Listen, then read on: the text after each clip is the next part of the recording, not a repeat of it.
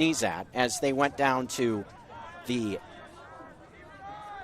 defending national champs, St. Thomas, who are unanimously number 1 in the country in this week's MCLA Division II polls. All 26 votes in the coaches poll. A loss to them. The number 2 ranked Cougars of Cal State San Marcos. Good move in the middle. Ball comes loose, though, off a stick, and this will be taken by defenseman Alex Heck, eventually finding Kortner.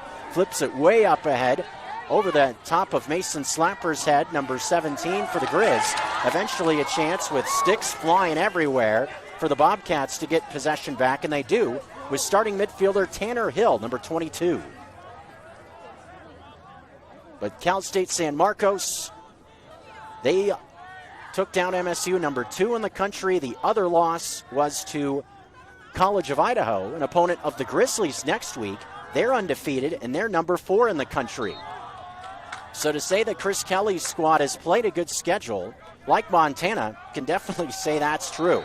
Montana with games against St. Thomas, both these teams lost. True. Montana with games against St. Thomas, both these teams lost to the Tommies earlier this month in the Midwest. So we'll see Dexter Tedesco look to go after Reese McIntosh, 2 veterans. Pass coming into the middle, another save from Kortner. That one on the far post, getting loose a bit in front was Drew Swanson, but able to stop it was Kortner. And a clear this time for the Grizzlies into the offensive end. Here is Mason Slapper. 9:39 to go, first quarter. Montana with the lead by 1. And speaking of 1, here is Montana's leading goal scorer, Reese Barron. And a chance to visit with Reese Barron this week, the leading goal scorer for the Grizz in terms of balls into the back of the net. The man leading the team in points is this man right here, Sully Kroger on the near side. Going up top, here's Bo Sterling. Looking at this, looks to be man look for the Bobcats. Pressure coming towards the ball. Good pressure there from Ridge Crossman. Another starter tonight for Chris Kelly, as Sully Kroger will now look over things with 30 seconds on the shot clock. 9 minutes to go, first quarter. He will dodge from X. On the near post, looks inside. Nothing there. It's going to go across the way now towards, looks like, this is Asa Deskins, the Missoula native. Have players from both sides of the Continental Divide in this rivalry. Max Scott looking for some space. He gets it knocked out of his cradle. Ball loose with 10 seconds on the shot clock, coming towards the bench of Montana State. Looks like the ball will stay with the Grizzlies, and they also will reset the shot clock to 60 in this spot. 8:39 to go in the first quarter. Axel Heimbach and Michael Ray and Kroger working on the near post. Tanner Hall with Kroger. Kroger looking for space, spinning, shooting over the top of Tedesco and Knickerbocker. Clock stopping with 8:21 to go in our first quarter. But this is an annual meeting. The only times these two teams have not gotten together, obviously 2020, thinking about the last 10 years. 2020, not much of anything going on. And then 2021 really was a piecemealed MCLA schedule as well, despite the COVID-19 pandemic at that point being mostly in the rear view.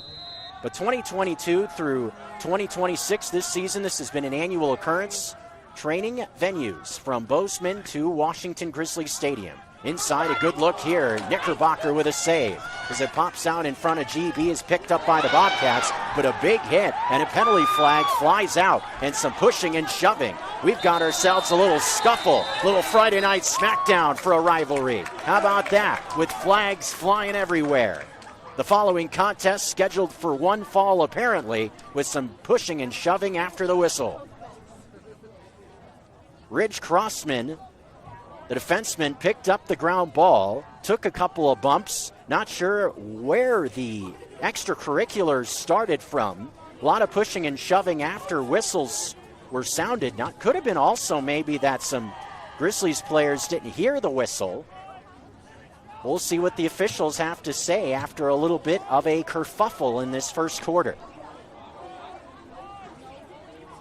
Sticks flying everywhere. We've seen a broken stick already in this one at the 8-minute mark in the first. And what would you expect to see in a battle between Montana and Montana State? Just some old school slobber knockers. Why not? I'm sure both of these teams are very happy that they are not in Minot. The Cats and the Grizzlies know all about Minot. Oh, yeah, at least going back to years past. Not to completely hammer the city of Minot, North Dakota. Years past, both the Montana Grizzlies and Bobcats have both made the trek over there to play teams like St. Thomas, Minnesota, Duluth, amongst others. But that's a long way to go. It's a long drive. I think last week was a bit of a roll for Montana, going all the way to Minneapolis from Missoula. After it was all said and done, one way it was about 1,300 miles on a bus. Oh, brother. MSU, they got some treads on the tires as well, you could say. They were in Denver, like the Grizzlies a few weeks ago at the Rocky Mountain Rumble. Actually covered one of MSU's games down there against Florida Atlantic. Game I felt they looked very strong in that opening weekend of the year, getting a win against a still top 10 ranked team in the Owls. Pass inside, getting loose and putting one into the back of the net is the former All-American Liam Prescott. 1-1 in our first quarter with 7:30 to go in our first. Just a great cut inside, and a player of his skill in Liam Prescott, the junior. That's about as easy as it gets, even for a goalie as good as Joey Kortner. And he has been something else. His last game out against North Dakota State, 34 saves for Kortner, 7 off a career best. He had 40 in a game last year. That is also a Griz Lacrosse record in a game he had against Northwest Nazarene last year. Isaac Fuller at the faceoff, Dobbie below. Swing it to the wing, picking it up as Asa Deskins, a wall of white around him, is able to get it to Matt Klein. Klein comes this way, Kroger, 1, 2, 3, into the back of the net. Reese Barron gets the lead back for Montana. It's 2-1. Beautiful movement to the cage. Started with the pass from Deskins, finding Klein, quickly to Kroger, tic-tac-toe to Reese Barron, who finished it off. 2-1 Montana with 7:17 left in our first quarter. But a quick goal from Prescott and the Cats, a good answer for Montana to get the lead right back. Starting Fogo, Joe Cossey able to pick it up off the carpet. And one thing about Cossey for MSU, second-year player out of Sherwood, Oregon, you got a laptop, go to MCLA.com, look up the Bobcats roster, and just look at this kid's mullet. Just check it out. This kid's mullet is wild. I mean that in a good way. I mean, it is something. One of the better mullets I have seen. So in terms of seeing some lettuce, flow, whatever you want to say, however you want to put it, check it out. 2-1 game. It's the Cats and the Grizz on a Friday night. Pass inside, missing a couple of sticks, bounding towards the boundary. That will be a turnover against the Bobcats. Taking it back into play, looks like will be Jandro. Once he gets the okay from the officials, and now he does, finding an open Gabe Miller. Mentioned players from both sides of the Continental Divide, a part of this rivalry. Mentioned Tedesco, the Helena native. There's a few Helena products on the roster for the Bobcats. Kyle Lincoln, defenseman for the Grizzlies. He is actually back playing in his hometown here in Bozeman. Gabe Miller, who just held the ball, a Western Montana Cat out of Whitefish. Court Lehman, right out of Missoula, Montana. So cool to see some Treasure State lacrosse products getting a chance to show their best. The two best college lacrosse teams in the state right here in Bozeman. Kroger looking for space. Defensive pressure is there. He's going to go away from pressure, go KJ Gilman's way. The former Penguin throws it away over the top of the bench of the Bobcats. 5:37 in our first quarter. Montana, the only team that has led so far. First quarter was pretty low scoring last year as an unforced error. We'll see it go right back to the Grizzlies here. Not much pressure around a pass towards the near sideline right at the midfield stripe, but MSU throws it away. Low scoring in Missoula last year, a game won by the Bobcats 13-11. and the Cats have had the distinct advantage in this game in recent years. MSU has actually won the last 8 in this rivalry. Ball loose in X. Makai Davis able to knock it away. And now a clear available transition offense. Here come the Bobcats, and now we'll put on the brakes after getting across the midfield line with 5 minutes remaining. But Davis, the interception, starting that roll back towards the offensive end for the Bobcats. Low-scoring first quarter last year in a game won by MSU 13-11. The big second quarter was the key for MSU a year ago, winning at Washington Grizzly. 7 goals scored in that second quarter. MSU were outscored by 4 in the second half, but had built up such a lead in that first half, with the big second quarter being a big part of it. It was too large of a mountain to climb for Montana. Pass to the far post over the head of Prescott. This will go out of bounds with 30 ticks on the shot clock, but the ball going back to Montana out of bounds. And that's 3 possessions in a row in which MSU has thrown the ball away. And if you're Montana in this spot, seeing a couple of turnovers, you'd love to try to take advantage of 1 or 2 of these turnovers early, get yourself a goal or 2 before maybe this squad is able to find their footing. Brendan Reeser able to find it across the midfield stripe for Montana with now 4:06, just like the Treasure State area code left in this quarter. Glad you're here on ESPN MT, the ESPN MT app, our YouTube page, on ESPN MT, also MCLA TV. Clayton Byrne giving you the feed from Arkama. I'm Jeff Safford, as these 2 rivals look for bragging rights in the state of Montana. Under 4 to go now. Loose ball at the midfield line. Was touched by a stick of a Grizzly, so not over and back on this spot. And apparently it didn't get over the midfield line as the officials blow the whistle for a 20-second violation. Swore the ball made it to the right of the midfield stripe, so I stopped looking at the shot clock. Apparently it never made it there. 20 seconds come off, another turnover. 3 minutes and change to go. Heimbach has his pocket picked that time by, looks like Eli Durr, number 15. Durr gets knocked around right at the midfield line. Heimbach gives a hit. Flag is out. This will be against Montana. A little bit of a delayed stoppage, so I wasn't sure exactly where the flag was coming. Initially thought surely it was against Heimbach. Then there was a bit of a delay where players didn't stop after the whistle, thinking, well, maybe this is a Bobcat foul. Nope, against Heimbach and the Grizzlies in a 1-goal game with just over 3 minutes to go. Hey, Dex, you're a squid!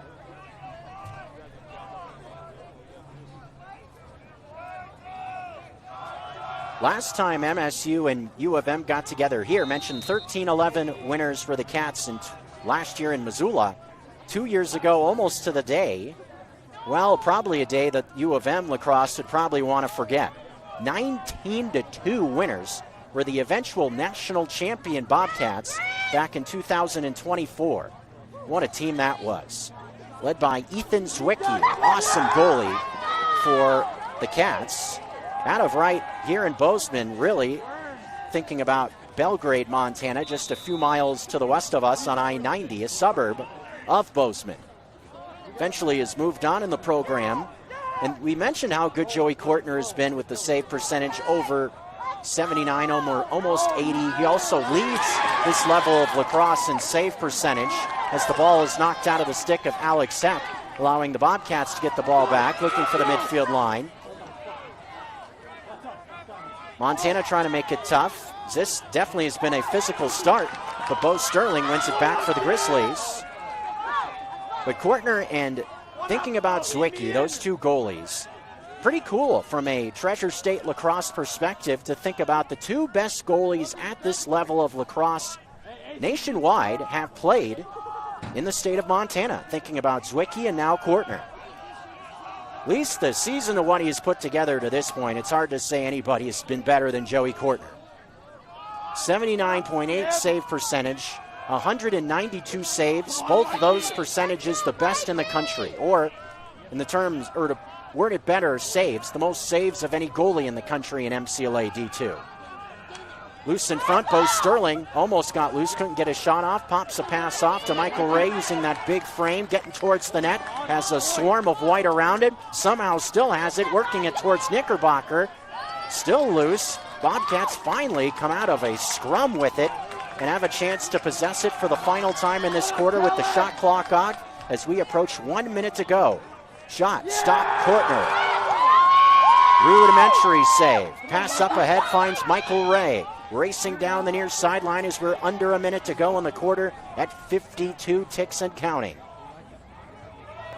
Kellen O'Brien getting things settled down with Mason Slapper, who actually will check off the field.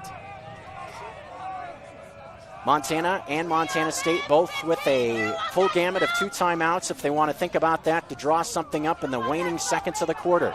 U of M leading by a goal, looking for more with now 30 seconds to go. Out wide with Reeser. Ray wants it back in the middle. They will give it to him. Michael Ray with 20 is going to back it up, now come towards the cage.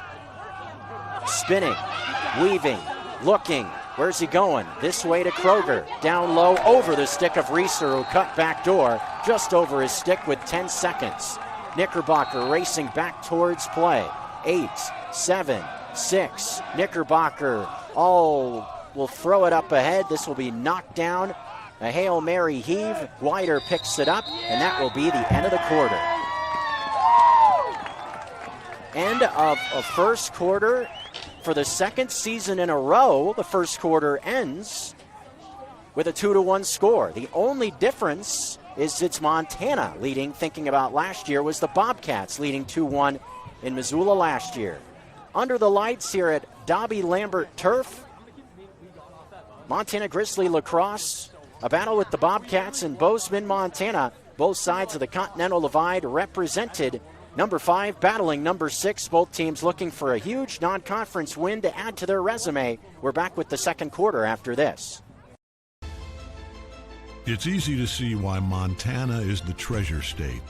At the University of Montana, we look inside. We see an old truth with fresh eyes, that Montana's greatest treasure is its people. So whatever tomorrow brings, we meet it the only way we know how. With a mind for making. Because what's made in Montana is remaking the world. At the Stone of Accord, our liquor store has an extensive selection of Irish whiskeys, wine, and local spirits. We also have exciting events daily, and our complimentary beverages are always served with a smile. The Stone of Accord, Irish fare with Montana flair, restaurant, liquor store, and casino. Bring the whole family to the Stone of Accord for a wonderful brunch. From traditional comfort food to eclectic specials, there's something for everyone to enjoy. And it wouldn't be a proper Missoula brunch without an Irish coffee and a mimosa. The Stone of Accord, Irish fare with Montana flair, restaurant, liquor store, and casino.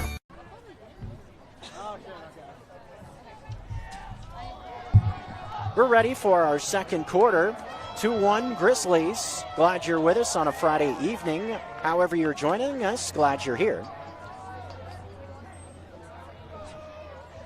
Definitely, you would think the marquee matchup around the MCLA, not just in the state of Montana, but nationwide. The only 2 ranked teams doing battle on a Friday night is this matchup right here. Especially spicy, thinking about the Bobcats and Grizzlies battling it out. And it's one of those rivalries that it really doesn't matter what sport for maybe the neutral fan that's tuned into this one. Doesn't matter if it's lacrosse, basketball, football, volleyball, track and fields. This Treasure State fan base, sport fan base, anything involving Bobcats and Grizzlies is going to pique interest. Knocked out of a cradle. Looks like Jake Ahrens knocks it loose. Now Montana coming towards the net quickly in transition. Gabe Miller finding Kroger, who passes near post, evading the stick of Scott. And this will allow the Bobcats to work it back the other way. Like the idea, coming quickly towards the cage. And it seems like both teams in this first quarter are still looking to maybe get their feet wet in this game. Ball intercepted on a feed back towards Kortner from Alex Wider, the defenseman. We've seen a number of turnovers on both sides. Another high pass. This one will end up back with U of M. Gabe Miller will work it across the midfield line. And thinking about so much emotions in this game, I have to think there are some butterflies. Not just the rivalry aspect of it, but this being such an important game for both of these teams' resumes, thinking about going towards nationals. Get a top 5/top 10 win in your back pocket and make your resume look all that much better. Come selection day, I have to think both these teams will be headed to Richmond, Virginia. Braxton McAngus getting his first taste of this rivalry out of Saskatchewan. Getting hounded on the back line, gets knocked down, no call coming. These officials letting the teams play so far. Ball awarded back to Montana now. Imagine, because the ball went out of bounds on this near sideline. We've seen that a few times where these players have struggled, looks like, hearing a whistle. Looks like a man walked out of bounds right in front of us. Guys kept on going, not hearing a whistle. Reese Barron looks quickly over the head of Knickerbocker. That one just to the left of the cage with 12:37 in our second. 2-1 game in our second quarter. That's seen a lot of physical hits, a few turnovers, as I mentioned. Definitely a lot of emotions you have to imagine flowing for different reasons. Up top to McAngus. Max Scott shoots off the post. Off the top left-hand post. McAngus gets bumped out of bounds from behind on a race for the sideline and to be closest to the ball. Looks like won that race, and he did, just to the left of Tucker Sargent, head coach for the Griz. Chris Kelly and Tucker Sargent, good swim move in the middle. This shot, another ball off the post, and a penalty flag is out. Kellen O'Brien almost put that one home. Now with Reeser, another man getting his first taste of Cat Griz. Looking inside, two men in white, goes down low, Barron scores again. His second goal today, and it's a 2-goal lead for Montana with 11:51 to go. 3-1 Griz, goal number 2 for Reese Barron.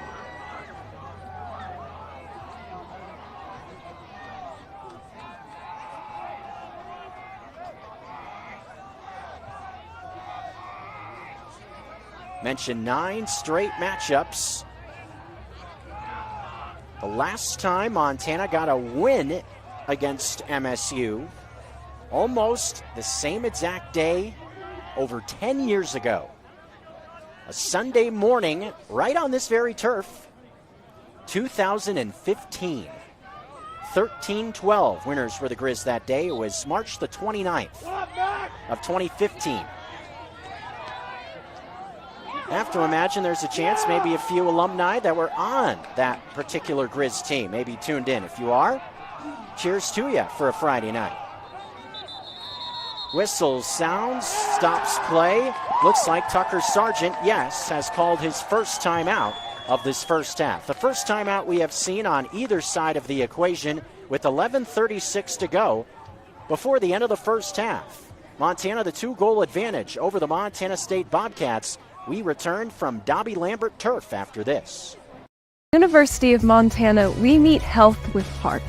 Since 1893, Grizzlies have served on the front line of medical innovation, preparing for the future of health and wellness. Our medical school acceptance rate is 20% above the national average. With more than 72 pathways to a career in health, UM is training the next generation of healthcare professionals. Because what's made in Montana is remaking the world. Les Schwab changed the tire game more than 70 years ago. Today, we still believe you should get more from less. Like more hustle, less hassle. More of the best service around, less of the runaround. Because we include America's best tire warranty in every tire we sell. So you get more unbeatable warranty, less charging you extra. It's why we're more than proud to say, you get more from less. Montana possessing out of the timeout with a 2-goal advantage with 68 seconds on the shot clock in our first half. A pass inside over the head of Reese Barron. Loose ball is picked up by Montana State. Looking to work it back across the way. Riker Davis with the theft for the Bobcats as Knickerbocker has it back from Davis. Passes inside. Reese Lokes. Beg your pardon. Lokes able to work it across the midfield line, but gets it knocked away by Jake Ahrens right as he crosses the midfield stripe. Lokes and Prescott, the two leading goal scorers for Montana State. And they have been go-to guys for the last few seasons. Lokes, a senior, and Prescott, a junior, both were on that national championship squad 2 years ago. But it's a 2-goal advantage for the Grizzlies here in this first half. Reeser working towards the near post, looking towards Bo Sterling and X as well. Using a screen of Reeser is Sterling on the near post. Looks across the green, has a pass intercepted by Davis. A long stick, able to pick it off and work his way across the midfield stripe, and will settle it down to Lokes. Nearly 5 minutes into this second quarter. Brendan DePietris controlling along with Lokes. 10 minutes to go before halftime. Here's Prescott. Far wing. Coming up top, working it around methodically are the Bobcats on this possession. Seemed like the ball has spent more time the last few minutes on the Grizzlies side of the field. Big reason why have been all these turnovers in this first half. But from the Grizzlies' perspective, again, despite all these unforced errors in this first half, it is only from Chris Kelly's perspective a 2-goal deficit. Montana a chance to build on that with another Montana native in Reese McIntosh. His last time out here for the Grizz, the senior out of Great Falls, Montana. The defensive midfielder, one of the senior captains, able to get himself a clear. And speaking of captains, mention was able to visit with Reese Barron earlier this week. Aired an interview with him on our daily sports talk show, Nuanez Now, on ESPN MT this afternoon. Talking about his rollback, and Gilman gets loose near post. On a feed from X from Barron, scores to make it 4-1. 3-goal advantage Montana with 9:08 to go in the first half. Whistle sounds, and it looks like Chris Kelly wants to use a timeout. Montana has had the advantage for the bulk of this first half. This is their largest lead of the evening.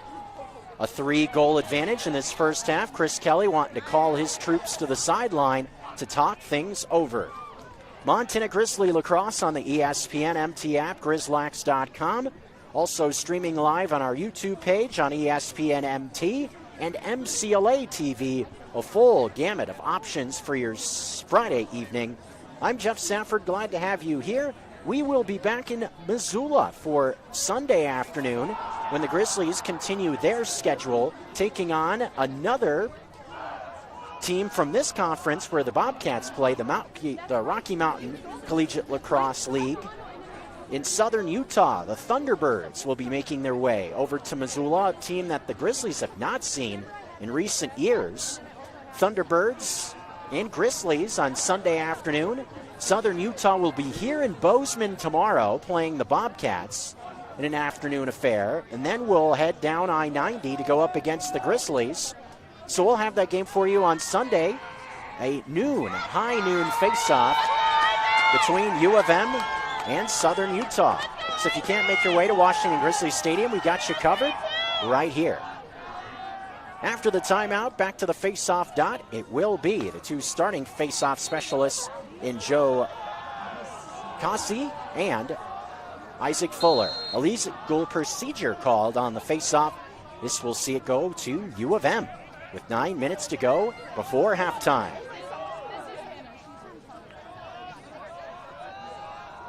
Specifically in this second quarter, offensive zone possession time has surely been to the men in maroon, silver, and white. A lot of time in the offensive end of the field. Barron saved Knickerbocker. Tried to leap towards the cage, put one into the back of the net. Grizzlies putting their hands in the air, thinking it should have counted. Officials eventually wave it off. Took quite a while. Looks like the ball ended up in the back of the net in that spot, but a man came into the crease doing so, and now there is also a man down on the field. Injured Grizzly. Athletic trainer for the Grizzlies, Haley Adams, is out to check on the injured player. And jumping up quickly is Reese Barron.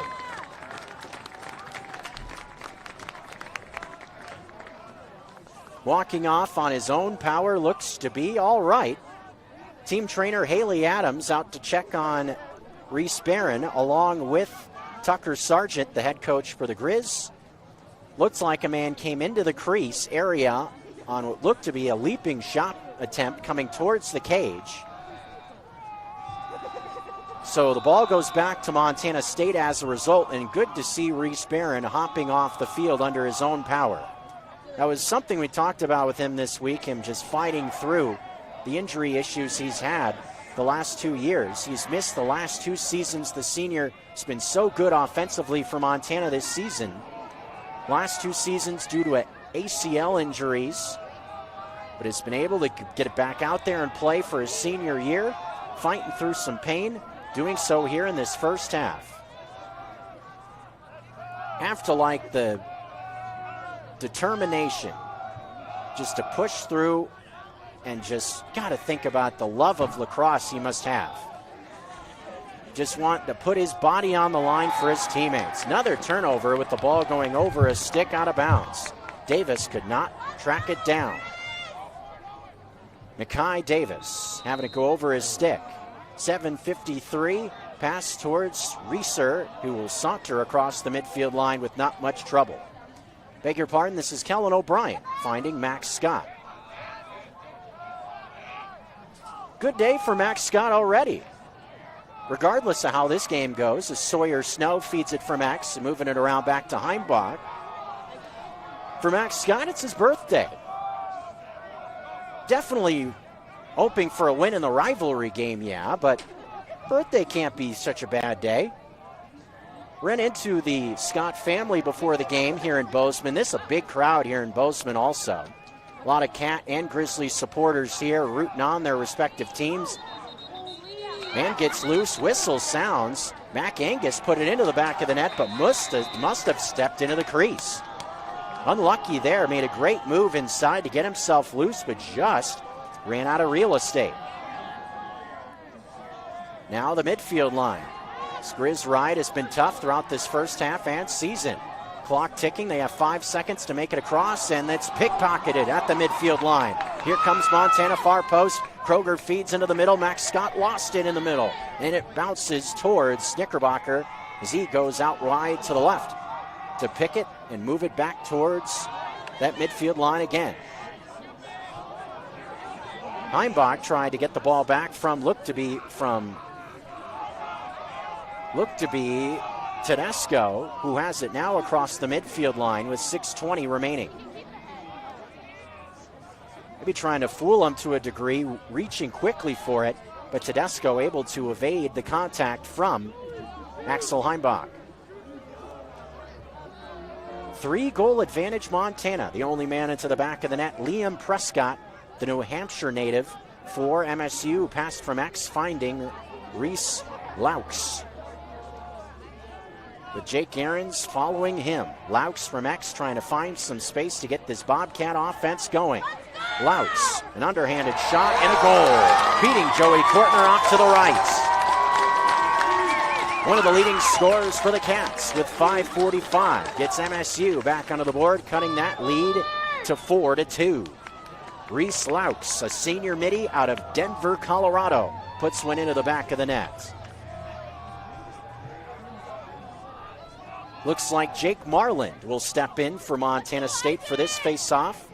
First-year Fogo out of Mountville, Utah, against Fuller for the Grizz. This face-off battle sees it picked up by Davis off the wing. He feeds up to Riker Davis, who comes towards the cage and will go to Prescott and X. Beg your pardon, moves to the near post, Laux. Now coming to X. To the far post, spins back this way to the far post, trying to find some space. Joey Kortner walls it off. Tosses it way up ahead. Transition offense the other way. Graves, Scott, shoots, low. Did he find the back of the net? No, he did not. Going off to the left. Knickerbocker somehow able to make a great stop. Max Scott seemingly was starting to celebrate what he thought was a goal, but Knickerbocker makes a fabulous save reaching to the left to stop that ball. Pumped up, looking back to the bench, trying to fire up his team. Knickerbocker trying to stand with Joey Kortner. In terms of battling goalies here, that was a great save reaching to the left. Maybe a chance for Montana State to seize a little bit of that momentum back now in this first half. 4.5 minutes left in it. Downhill comes Chase Segan on the far post. His shot not even close, going well to the right. 36 seconds left on the shot. Prescott will bring it back into play. Prescott darts towards the near post. Two men converge on him. Wider makes sure he doesn't get an angle towards the cage. 25 seconds left on the shot clock as the ball works its way towards Tanner Hall. Coming downhill towards Owen Graves. Looking for an angle on the far post. Bounces one. Was that a shot? Must have been, as the officials will keep it down here. The way he pushed the ball almost looked like he was trying to pass it, but it had a lot of mustard on it. So deemed a shot well to the left of the cage. 10 seconds on the shot clock. Prescott inside looks. A shot. Goal up high for Liam Prescott. On the feed from Tedesco. Evidently not. Coming back the other way, Matt Klein has it for the Griz. Weird sequence. Ball was in the back of the net. Must have been a man was in the crease. Again, it's been hard to hear whistles down here. See another whistle stop play, as it looks like Tucker Sargent wants a timeout. And yes, he does, with both teams coming towards the sideline. Grizzlies have just used their second timeout, and we have seen a few odd sequences where players have continued to go in the action, continuing playing sequences when the officials have blown the whistle on the field, but haven't heard it. Fans were around us celebrating, Bobcat fans around us, what thought was a goal from Liam Prescott to make it a one-goal game. Look to my left, and just out of the corner of my eye saw Matt Klein just racing down the field and realized, oh, this is still a live ball here coming towards the Bobcat net. So many folks packed in here in Bozeman, to our right, to our left, a great crowd on hand. High leverage game, a lot of emotion involved. Maybe just a little bit more difficult than usual to hear a whistle. Wild. And Tucker Sargent, I think that's a smart timeout. Kind of some wackiness going on the last few possessions. Get a timeout, have everybody kind of take a deep breath, and just try to focus on the task at hand, which is a lacrosse game. So much on the line in this game. Yes, rivalry, a high-ranked matchup, a lot of eyeballs on this game, but at the end of the day, it's just 4 quarters of lacrosse. At least that's what you always say. Zaysa Deskins has a pass knocked up high, taken back by the Bobcats. Not giving up are the right of the Grizzlies, and a flag is out on the near sideline with some contact there. Max Scott right there along with Bo Sterling. Looks like this will be an infraction against the Grizzlies here. Seen a few flags out, but in terms of man up / man down scenarios, haven't seen too many so far in this half.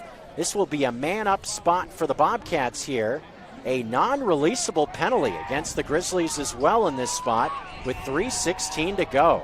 So that is a big call. MSU a big chance here now with a 2-goal disadvantage with 3:16 left. A non-releasable penalty against U of M to fight their ways right back into it. This is a big sequence to end this half. Non-releasable penalties. Doesn't matter how many goals come. Man will not exit the penalty area until the time expires on the penalty.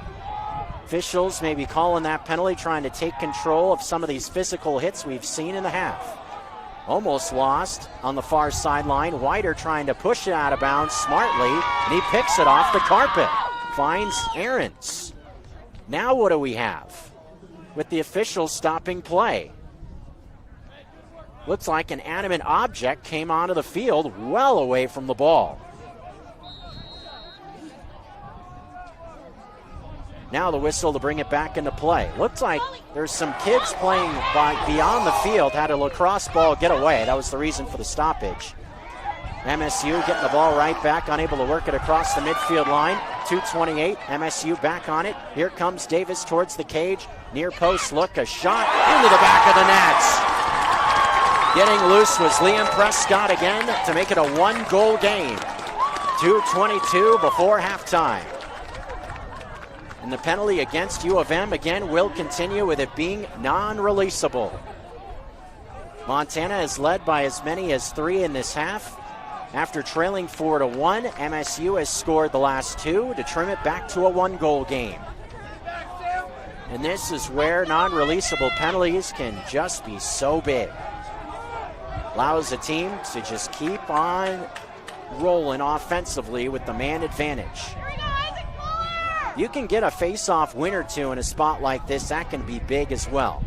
From a Grizzly perspective, especially, just getting a chance to possess, to tick some time off the man down scenario.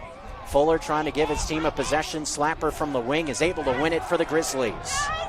Slapper, who's seen a lot of this rivalry, trying to get his first win. The senior gets hounded, loses the ball. 3 Bobcats, but Wider picks it back up off the carpet, off a feed. A man down, Max Scott looking for some help. Under 2 to go before halftime, and Montana possesses.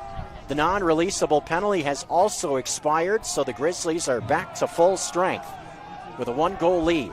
Little stutter move by Reeser on the near post. Still has it. Just the Washington native. Trying to get his feet wet in this rivalry. Reeser shoots just off to the right. Reese Barron surely closest to the ball. Good to see him back out there after getting shaken up earlier in this quarter. 36 on the shot, 1:32 on the game clock. Barron will patrol X and now come towards the net. Out wide, Kroger back this way to Axel Heimbach, the senior. Swims past a man, into traffic, shoots off the post. Knickerbocker can't get to it. Behind the net, now a battle for it. Knickerbocker eventually back towards it, trying to direct traffic, and a man came into the crease for Montana. So the ball goes back to the Bobcats, who still do have 1 timeout left. It looks like they may be using it here. Indeed they are. Chris Kelly using his last timeout. Now both teams are out of timeouts with 1:13 left before the halftime break. It's been a pretty close game so far. Montana has led for the bulk of our first half. 1 goal separating the Montana Grizzlies and the Montana State Bobcats from Dobbie Lambert turf here in Bozeman.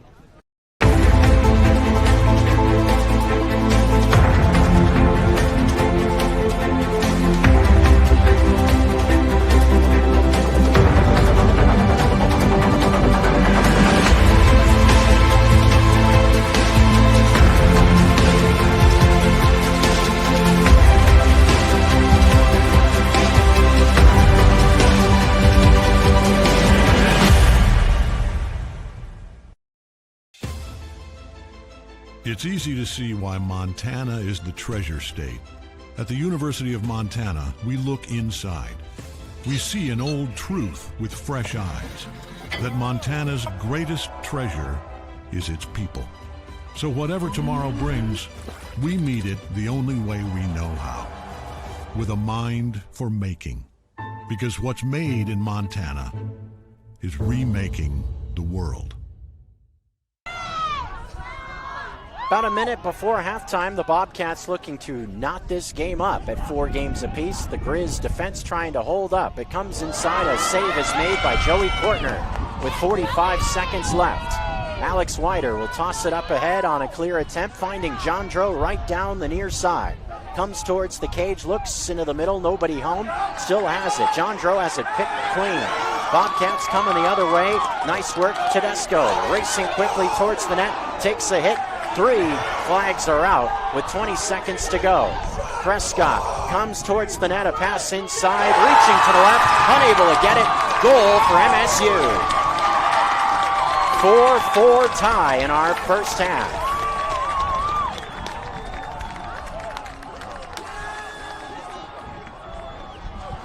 So we've seen the pendulum swing in this first half. It was 4-1 Montana. At the beginning of this second quarter, Chris Kelly uses a timeout. The Bobcats have now scored the last 3 and have this game tied with 18 ticks to go before halftime. And it's been these active sticks in front of the Bobcat net that have really given the Grizzlies trouble. Seen just swarming defense from Montana State whenever the balls come into the middle, and they've forced a number of turnovers and have been able to get out in transition and score as a result. That's really been the big turn we have seen in this second quarter. Face off with 18 seconds. Face off win, MSU. Pass out to the wing. See what the Cats have in store here with Davis. Working towards the net, less than 10 seconds to go. Pass is loose with 3, with 2, with 1. That'll be the end of the half. So what did you expect? A blowout? Not between these teams. Nuh-uh.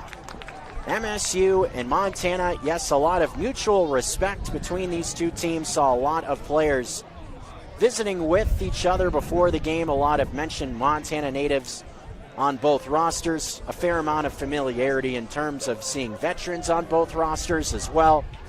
But you can just feel their energy, and you can feel the emotions on both sides in this first half. After the dust settles, we will start the third where we started the first quarter, with action all knotted up. We're tied at 4 at the half here at Dobbie Lambert Turf. Wild first half.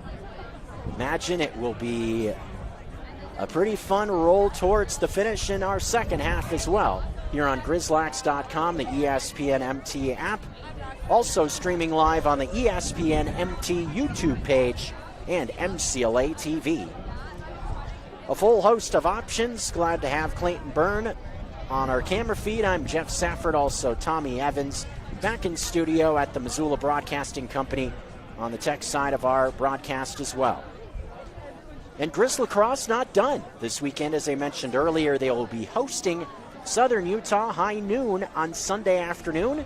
Hard to believe, but the second to last home game at Washington Grizzlies Stadium for Montana. Last game of the year for U of M for the regular season will be on April the 12th, taking on a PNCLL opponent in Western Washington, a team that the Bobcats have seen this season in non-conference action, team they beat earlier this year. But the second to last conference game this Sunday against Southern Utah, if you don't plan to make it over to Washington Grizzlies Stadium, we will have the matchup for you on the ESPN MT app. Same locations, just a different start time at high noon on Sunday back at Washington Grizzlies Stadium. Next weekend, the Grizzlies will be headed on the road to play again in the Boise region, taking on another top 10 opponent in the College of Idaho. Conference battle with the Yotes of the College of Idaho, undefeated at 9-0. So just to look ahead a bit or what the Grizzlies have coming up. Mention the Bobcats will be in action tomorrow. They will take on Southern Utah. Start time of 2 o'clock against those same Thunderbirds, and that will be a conference game for the Cats. Rocky Mountain College Collegiate Lacrosse League. That definitely is a situation where it is a 2-horse race. No disrespect to the other teams in that conference, Utah State having a down year. They have been a tournament team the last few seasons, but it's been a rebuilding year for the Aggies. They sit at 3-7 overall record-wise, but have to think it'll be a two-bid league, thinking Air Force, who is in the top 5 nationally at number 3, the Falcons, and also these Bobcats, have to believe, at number 6 would be headed to nationals as well. And interestingly enough, those two teams will not see each other in the regular season. The only matchup between the Falcons and Bobcats that would present itself would be in their conference tournament. So if we see that matchup, it would have to present itself from conference action, but again, you have to imagine that that's where you would see it, with those two teams far and away better than the rest of the teams in that conference. Could say the same thing about the PNCLL, I'd imagine, as well, with the College of Idaho and Montana wavelengths ahead of the rest of the competition. It definitely looked that way thinking about Gonzaga, Central Washington, and the University of Idaho that the Grizzlies saw a few weeks ago, just demolishing all three of those teams. But I haven't seen Western Washington yet, and that has been a team that has been ranked this season as well. So maybe the Vikings could have a thing or two to say about a race in that PNCLL conference. But a very entertaining first half. Both teams have seen pushes of momentum. Bobcats have never led, but they used a 3-0 push at the end of the second quarter. Did knock this game up at 4 goals apiece, and that's where we see it at the half. Grizzlax.com, the ESPN MT app, MCLA TV, streaming live on the ESPN MT YouTube page, however you are with us. Fun college lacrosse here in Bozeman. Cats and Griz will come back for the second half after this.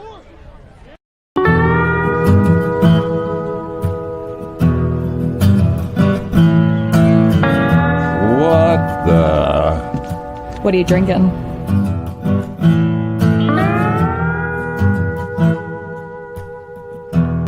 I think I'll have a 56.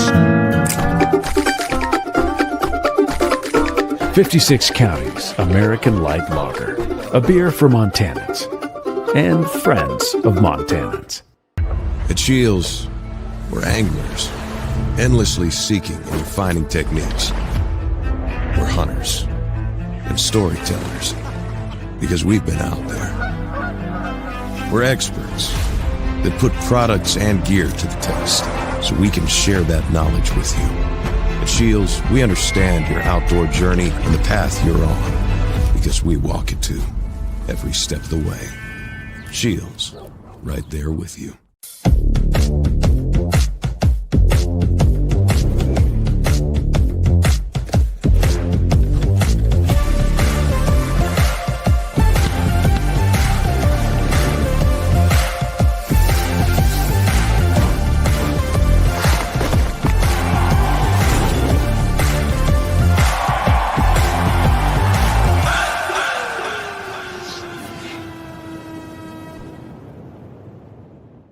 At the Stone of Accord, our liquor store has an extensive selection of Irish whiskeys, wine, and local spirits. We also have exciting events daily, and our complimentary beverages are always served with a smile. The Stone of Accord, Irish fare with Montana flair, restaurant, liquor store, and casino. Bring the whole family to the Stone of Accord for a wonderful brunch. From traditional comfort food to eclectic specials, there's something for everyone to enjoy. And it wouldn't be a proper Missoula brunch without an Irish coffee and a mimosa. The Stone of Accord, Irish fare with Montana flair, restaurant, liquor store, and casino. Les Schwab changed the tire game more than 70 years ago. Today, we still believe you should get more from less. Like more hustle, less hassle. More of the best service around, less of the runaround. Because we include America's best tire warranty in every tire we sell. So you get more unbeatable warranty, less charging you extra. It's why we're more than proud to say, you get more from less.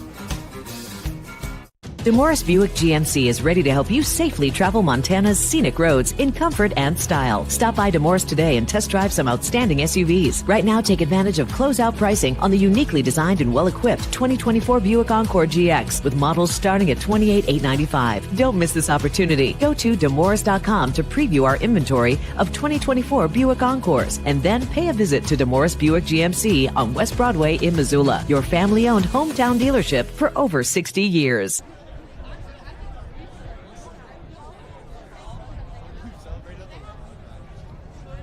Two sides of the Continental Divide represented here. A top 10 Men's Collegiate Lacrosse Association matchup. The number 6 ranked Montana State Bobcats looking to protect their home field here on the Montana State campus.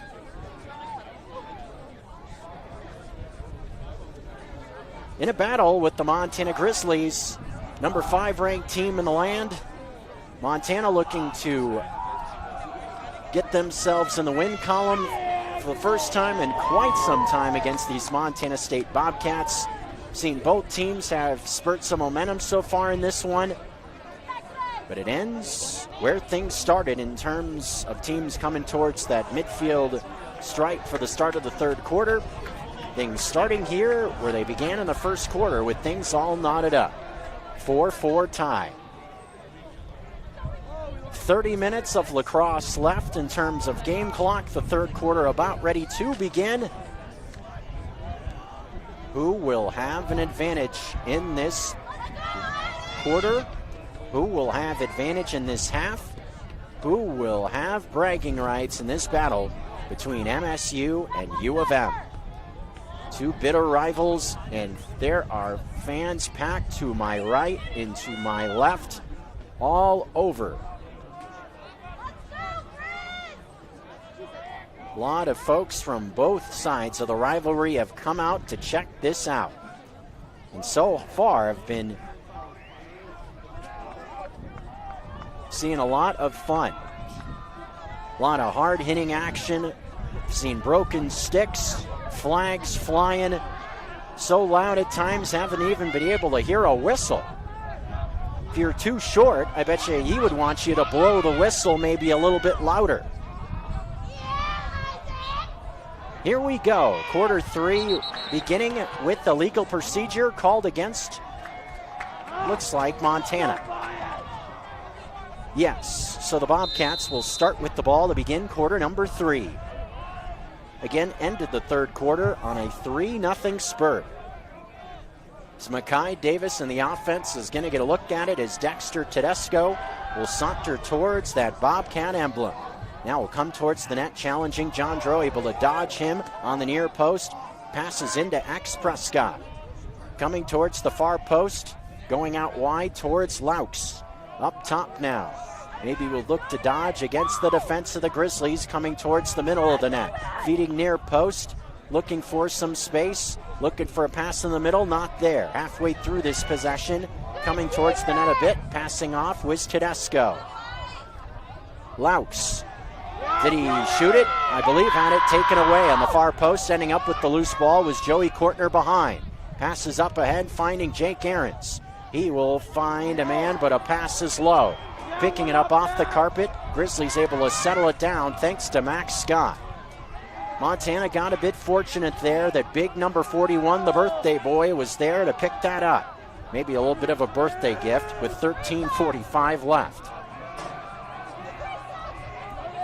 Max Scott, his second year with the program, keeping that tradition alive in Grizzly lacrosse, thinking about Damian Scott, who graduated after last year. What up, Damo? Pass comes high. Here is Braxton McAngus. Scott actually was the leading scorer. Damo was the leading scorer for the Grizzlies in the loss a season ago. Had 3 goals last season in a 13-11 defeat. Heimbach trying to reel in a goal like he's fishing. Just like Damo maybe. Both of them big fishermen. Heimbach looking inside. Kroger has some space, doesn't shoot it, moves it. Reeser, he shoots one off the post. Goes out of bounds in the far corner. Reese Barron was not closest to it when it went out of bounds. Bobcats will win it back thanks to Crossman. Ridge Crossman, the big defenseman, was closest to the ball. Knickerbocker tosses it to the far sideline, finding a man in white, trying to find an avenue. Tanner Hall able to get it across the midfield line and eventually settled down by Davis. Offsides called. Turnover against MSU. Bobcats offside. Too many men on that midfield line stripe to the right. Reese and the Grizzlies will get the ball back on the left side. Tie game nearly 3 minutes into our third quarter. Both teams looking to draw first blood in this quarter, get themselves rolling in the right direction. Montana a chance to do just that here. Reese Barron, 2 goals in the first half, working towards the near post. Defense right with him. Pass away from the pressure. Asa Deskins ends up with it, trying to make something happen. Pass towards the cage. Bo Sterling shoots. Ran into contact, missed to the right. Good effort from Bo Sterling getting that shot off, but to the right of Knickerbocker. And next, here comes the big fella, Michael Ray. 2 men follow him in X, trying to evade both of them. Gets around one, now dealing with one Bobcat in his hip pocket on the near post. Ray, across the field, pass comes loose towards the midfield line. Bounding, bounding, bounding. Jake Aarons trying to keep it alive, and this will see it go out of bounds well across the field from us, back to the Bobcats. 11:34, third quarter. Nothing in it so far in the third.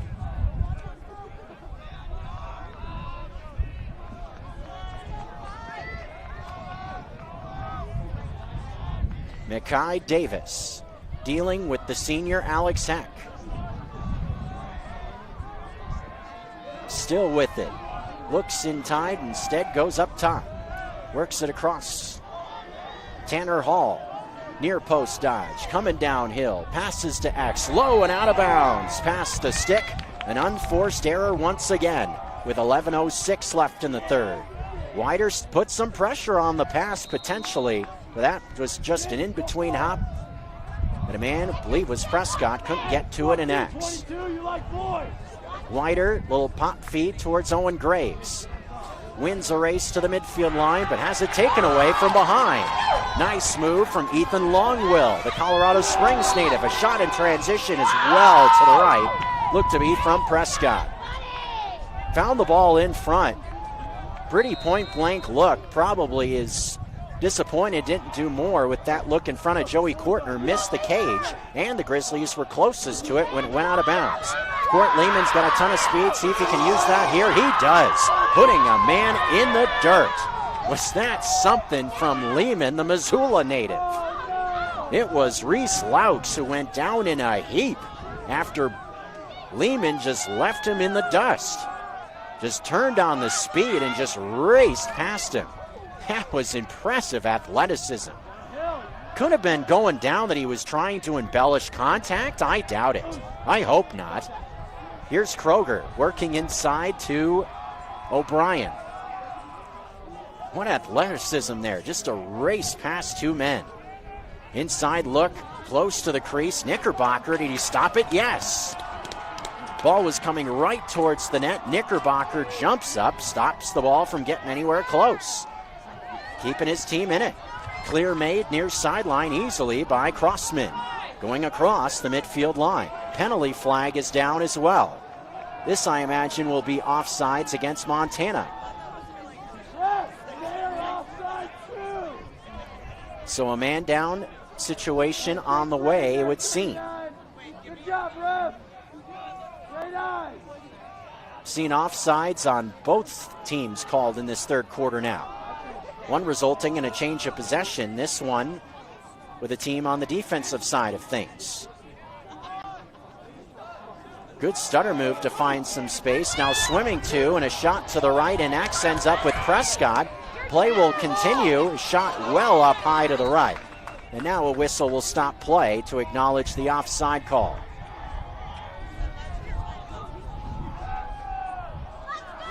Ball will stay here with the Cats. 30-second penalty against Montana.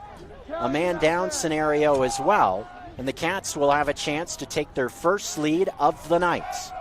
Seen the game tied a few times. Montana has led by as many as 3, but the Bobcats have never led at any point in the contest so far. A chance to get to it here. A battle-tested group, no question about it. These Bobcats mentioned the 3 losses to 3 top 5 ranked teams in the MCLA, trying to get a signature win to this point on the season. Same could be said for Tucker Sargent and the Griz. Both have had wins against ranked teams this year, but this would be the highest ranked win for either of these 2 teams to this point. Defense trying to move quickly. Got loose. Shot to the right of the net. That was Tedesco's loose. Or Mackay Davis, beg your pardon. Shot went out of bounds eventually near sideline as well. It will be Montana's ball with 8:30 to go, trying to find the midfield line. Alex Heck, a lob towards Joey Kortner. His pass way down the field, finding Deskins, who gets hit right as the ball got there. Good defense from the Bobcats, knocking it loose. This will be Dexter Tedesco working it back towards the cage, with Deskins trying to chase him down from behind. Tedesco will just pull it up a bit to wait for offensive-minded players to check on. Smart offense there from Kellen Flynn, one of the starting defensemen tonight for Chris Kelly. Collided with Asa Deskins right as a long-range pass was getting there to jar it loose to force the turnover back to the Cats. Just boom, boom to knock that ball away from Deskins. Good move inside. Here comes Patterson to the net. His shot is just to the left. Good shoulder shimmy by Will Patterson to find himself some space to shoot that one, but just missed the net. Dexter Tedesco and X will bring it back into play. Finding Laux. Patrolling is Slapper. Laux and Slapper, 2 very experienced and good players. Going towards the net. That one is over the cage to the right. 28 seconds on the shot. 7:27 in the third quarter, as a couple of mallards fly over the field. Quack, quack. I'm an Oregon Duck. Give me a break. Here's Patterson on the near post, going towards the net. Now an X wraps it around, pass up top, coming towards the cage. A shot, no problem for Kortner from the near wing. Pass over the stick, though, of Jake Aarons. This will be under the stick of Kroger as well. Out of bounds to who? Believe MSU, yes. That ball had eyes, I guess, evading 2 men. A pass, bouncing. Scott wanted it. He can't get it. Kroger takes a high hit, and 2 flags will come out. Oh, boy, that was a physical and high hit. Let's see what the officials say about this. That was a pretty darn big and deliberate hit to the head.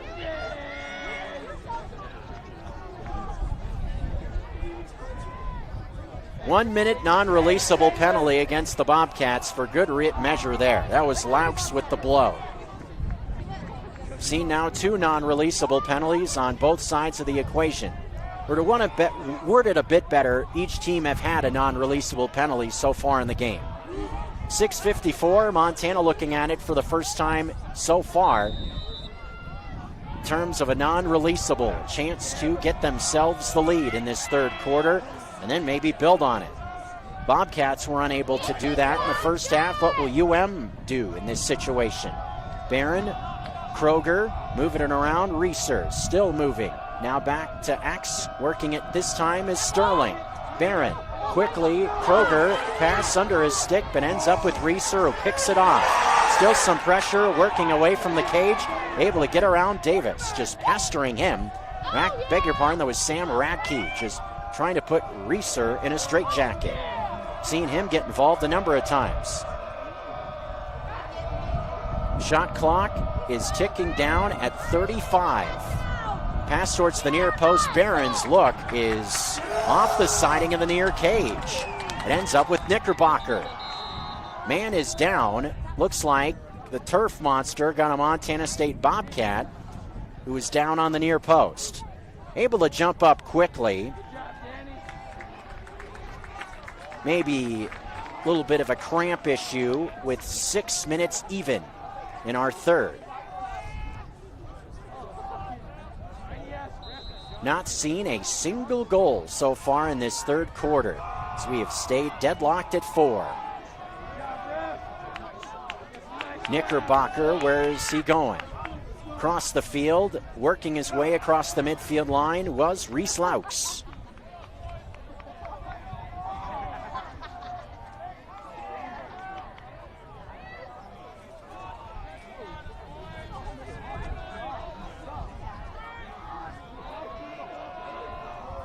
Mackay Davis finding Prescott. He's worked it a lot in X. Cerebral again. Are the Bobcats looking for their first lead? Prescott.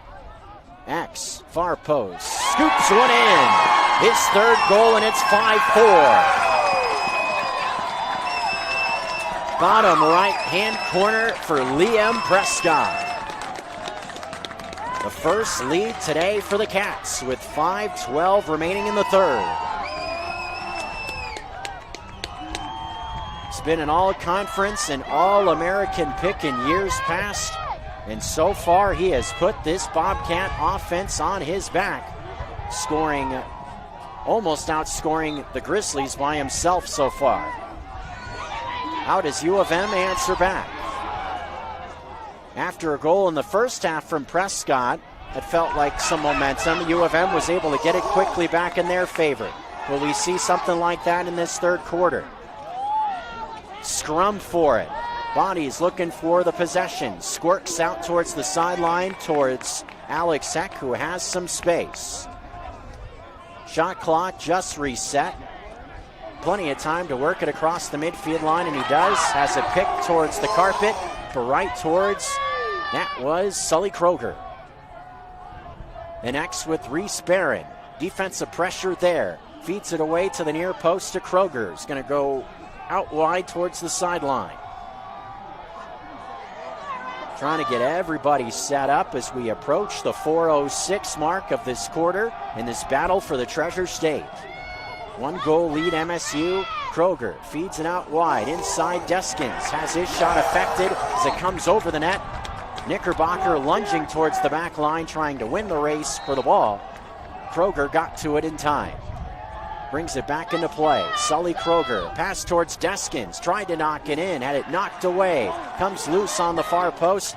Body's hitting the deck. Scott trying to pry it back. Heimbach as well. Comes to Kroger. He has it. Passes this way inside. Heimbach shot high to the left. 3:46 left in the quarter. The Grizzlies still possess. Heimbach downhill with it. Towards the far post. Swims a couple of men. Shoots it. Bounces off a Bobcat. It ends up with Knickerbocker. Bounced off a body in front. Ended up right with Knickerbocker with 3 minutes and change left. Clear made by MSU.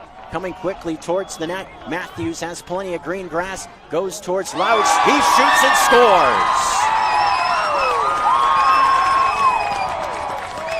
Griz Lacrosse gives the Cats a 2-goal lead. And a 5-0 run going back to the last quarter. This is a big stretch. This is the push that MSU has used more times than not in getting past Montana in recent years.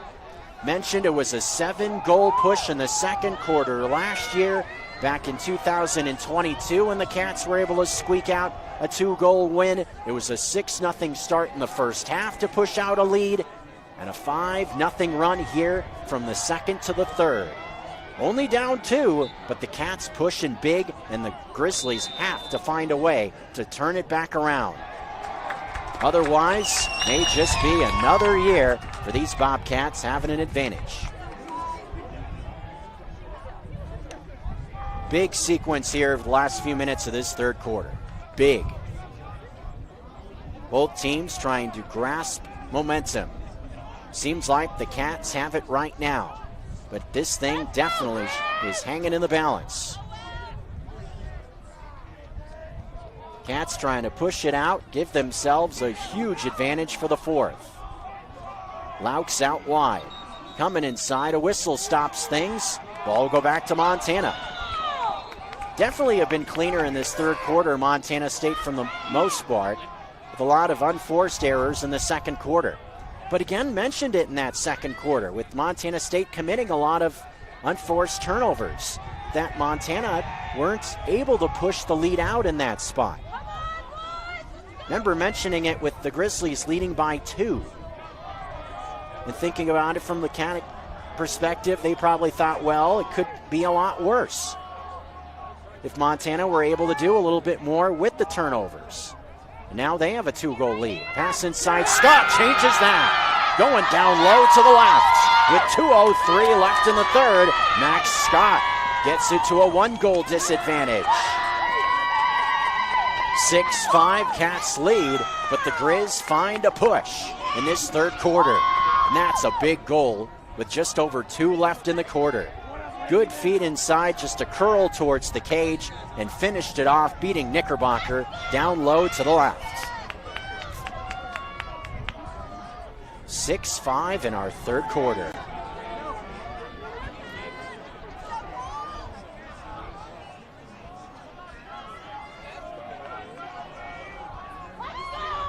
Face off coming.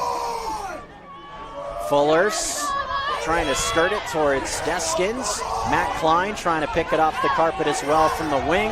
Bodies flying everywhere, coming towards the near sideline. A check from behind from Deskins. We'll see it go to the Bobcats. Cross-checked him in the back, clear as day. Had that one right in our eye view. Matt Klein trying to pick it though. Nicely done by Matt Klein, working towards the net for Montana. Had it knocked loose, but able to preserve the possession is Sully Kroger. Nicely done by Matt Klein to get the ball back for the Grizzlies.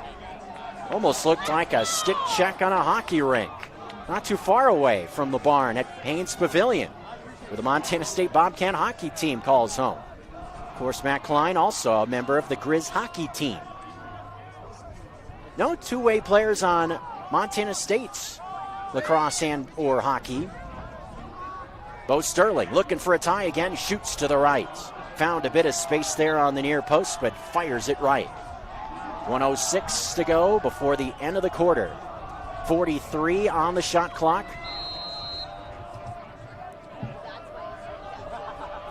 Back into play in front of the Bobcat bench. Stuttering is Jandro. Pressure there, feeds away from it. Barron works it to Sully Kroger. 52 ticks. A pass inside. Michael Ray backpedaling, looking to bully ball his way towards the net. Spins one or two or three guys. Far post. Scoops one into the back of the net. Does Michael Ray to tie it? I believe. Yes. Goal is in. 6-6 tie. Officials waited for a few seconds to put their hands in the air, but that's a goal for Michael Ray, and we're tied at 6. Spun around 2 or 3 men to find space in that situation, and that was not an easy shot either. Kind of scooping it underhand, bottom left corner. Michael Ray, the graduate student and transfer, making his presence felt. 38 ticks, a legal procedure against U of M. MSU potentially the chance to possess it. Ball is thrown away. Believe this will be over and back. No, apparently goes off a stick of a Griz. Thought it was passed from the right of the midfield line cleanly to the left of it for an over and back call and a turnover. Apparently that pass went off a stick of a Griz, so not a turnover. 15-20 seconds left. A shot off the near post, bouncing towards the sideline, and Tucker Sargent loose over there. Who wants it? Still loose. Laux able to pick it with 5 seconds to go. Coming towards the far post. 3, 2, 1. Still loose. And that's the end of the third. Bobcats led by 2 at the end of this third, but Montana found 2 big goals. Another big counterpunch from the Grizzlies in this game. They've done that a few times throughout the first 3 quarters. When we've seen MSU get a bit of momentum, we've seen Montana find a couple of big counter blows, keep themselves right in it. After 3 quarters, we still haven't decided anything. In a battle for the Continental Divide, 2 bitter rivals, top 10 nationally ranked teams, a ton on the line, bragging rights, adding to tournament resumes. What a huge 4th we have coming up for you next. You're not going to want to miss it. It's easy to see why Montana is the treasure state. At the University of Montana, we look inside. We see an old truth with fresh eyes, that Montana's greatest treasure is its people. So whatever tomorrow brings, we meet it the only way we know how, with a mind for making. Because what's made in Montana is remaking the world. At the Stone of Accord, our liquor store has an extensive selection of Irish whiskeys, wine, and local spirits. We also have exciting events daily, and our complimentary beverages are always served with a smile. The Stone of Accord, Irish fare with Montana flair, restaurant, liquor store, and casino. Bring the whole family to the Stone of Accord for a wonderful brunch. From traditional comfort food to eclectic specials, there's something for everyone to enjoy. And it wouldn't be a proper Missoula brunch without an Irish coffee and a mimosa. The Stone of Accord, Irish fare with Montana flair, restaurant, liquor store, and casino.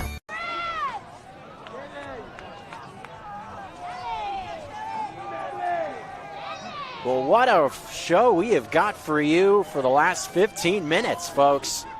We're tied at 6. Number 6, Montana State, and number 5, Montana. These 2 Treasure State heavyweights, the 2 best in the state of Montana, have shown why with a great performance to this point. And how fitting. We're all tied up for the 4th quarter. Glad to be a part of it here in Bozeman, Montana at the Dobbie Lambert turf. However you're joining us, Clayton Byrne on our camera feed, Tommy Evans on the tech side as well. Jeff Safford locked in for this one coming down the stretch of our 4th. Who will find that signature victory? Matthews against Reese. Thought it was Barron for a second. It was look inside on the near post, going through traffic was Prescott, and he finds the back of the net. Make it 7-6. Reese McIntosh was challenging for the ball away from where it went eventually. Somehow Prescott just burrowed through 2 or 3 bodies on the near post and found the back of the net. Not exactly the most graceful goal you'll see, but it continues to be the Liam Prescott show in this one. He has been definitely the go-to man for MSU, and the reason they are in this game. No question about it from an offensive standpoint. That is his, by my count, 5th goal today. Jake Aarons trying to knock it back, getting it to Matt Klein. Officials will give it to the Bobcats. Laux in the offense have it back with a 1-goal lead again, 1 minute into the 4th. Led by 2 again in that 3rd quarter after a 5-0 push from the 2nd to the 3rd. A big push from Montana to rebut that, scoring the last 2 goals of the 3rd to knot it back up at 6. Cats get the lead back here in the 4th.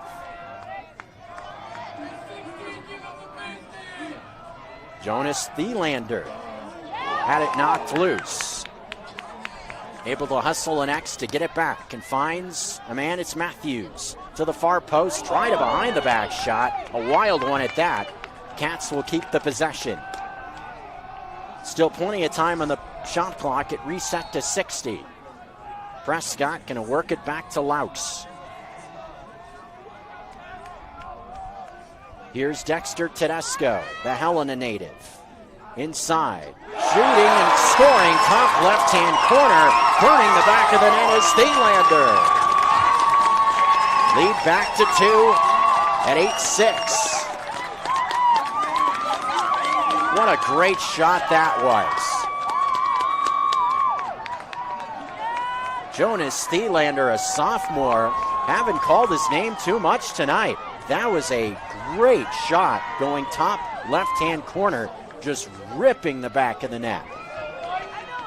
Big push from the Cats, not even 2 minutes into the fourth. They got a 2-goal lead. Legal procedure against U of M, giving the ball right back to the Bobcats.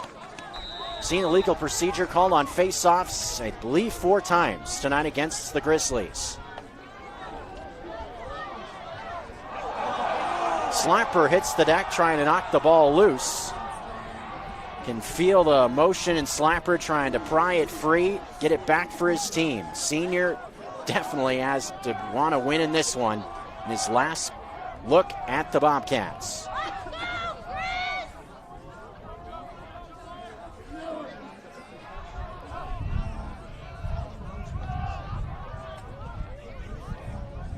Looking for their largest lead of the night, has a pass knocked errant. This will be out of bounds, and this will be, looks like Montana ball as well. Definitely had a pass affected by a stick, but the ball must have not bounced off the stick of a Grizzly in that spot. Just went clean out of bounds, passed out there, so back to the Griz. Montana will take it, trying to get the deficit back down to 1 like it's a country song. From Luke Bryan.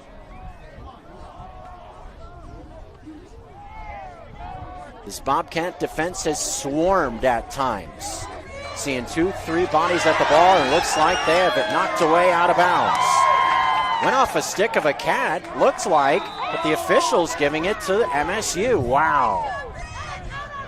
Crossman knocked it out of the stick of Reese Barron, looked like to me cleanly out of bounds. Off the stick in white. Ball don't lie as Jake Ahrens ends up with it anyway and will come across the midfield line. I had a pretty good look at that one as well on this side of the field. I think the officials missed that one point blank. That would look to be off wide out of bounds, 1,000%. And the officials just missed it. But as they say, especially in hoops, in a situation like that, when a call is missed, ball don't lie, meaning it going back to the Grizzlies anyway. So it's like it doesn't matter. We play on in the fourth quarter in a 2-goal game with 11:40 to go. Mac Angus and the Griz looking for another counter punch after a 2-goal push from the Bobcats to start this fourth. Trying to continue their winning ways are MSU against these Grizzlies as well. It's been tight throughout. Cats have had the lead for the bulk of the second half, while U of M had it for the vast bulk of the first half. A high pass just barely tipped by a stick of Kroger, eventually taken back by Tedesco. Here comes MSU back towards the cage quickly. Shot knocked down by Kortner. Also deflected with the post. Not out of goods though. It comes loose in front, and a goal for Montana State. Cleaning up the mess that time was Drew Swanson to make it a 3-goal lead. A lot of chaos after a blocked shot that went off the post. Ended up going behind the cage. Pass ended up in the middle with Swanson. All he had to do was bury it, and he did just that. And now the Bobcats have their largest lead of the night with 11 minutes to go.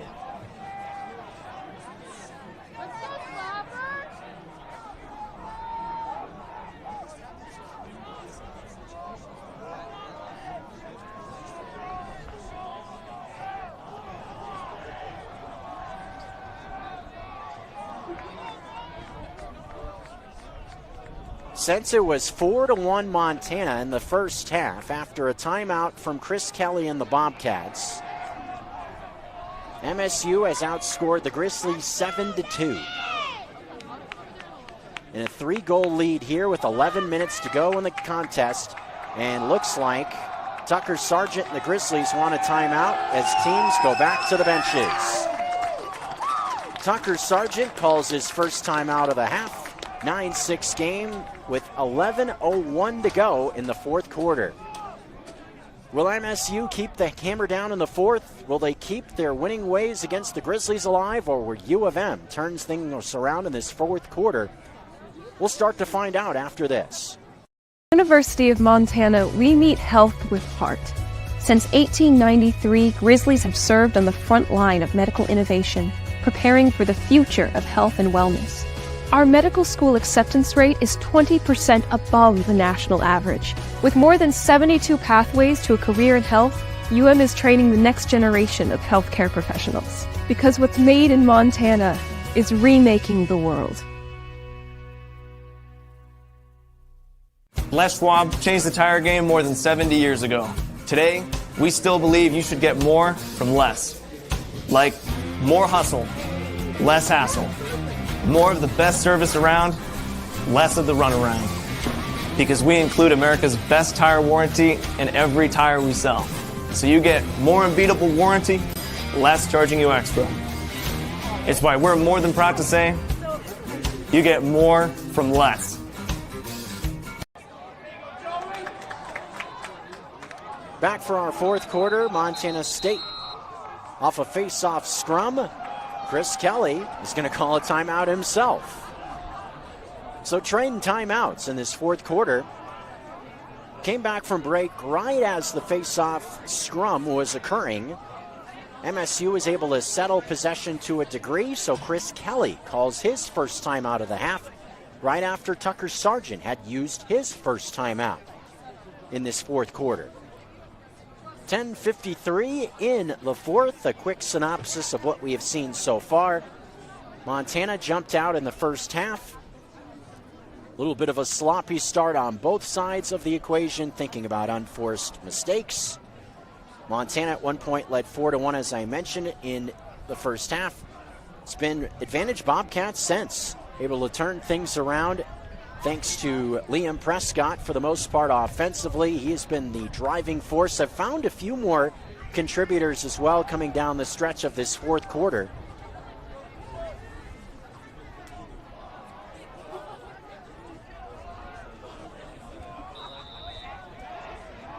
But advantage Bobcats by 3 with possession after this push that started at the end of the second quarter has continued in this second half. Alive on the near post, moving to Laux. Tedesco, back to Laux. Near post, Prescott, good feed inside, and a buried shot into the back of the net. Mackay Davis, top right corner, and it's 10-6.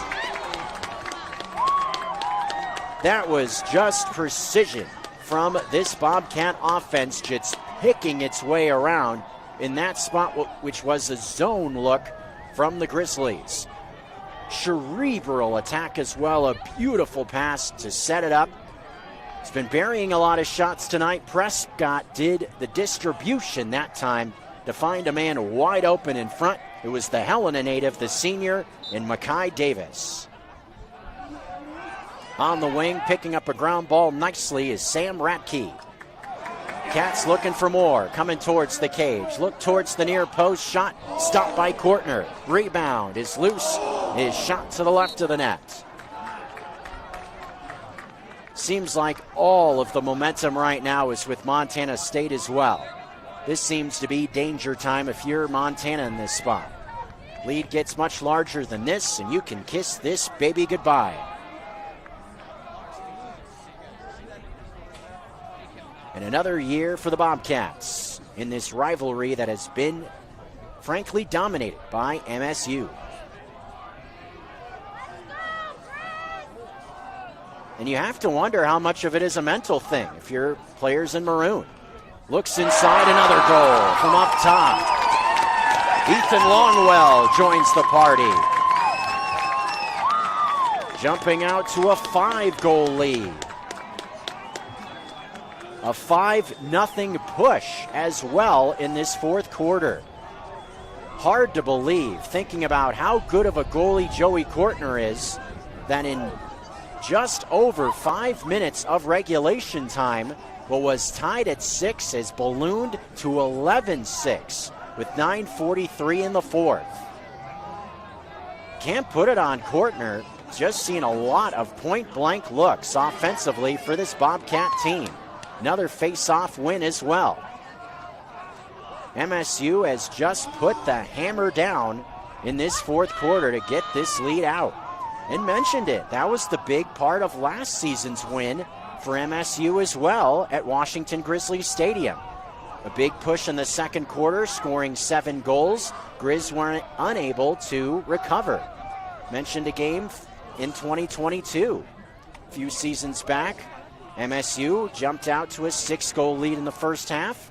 Montana pushed close but couldn't get back into it. What do we see here in this fourth? Big push in the third and fourth quarter from the Bobcats, trying to put things away here now with a 5-goal lead.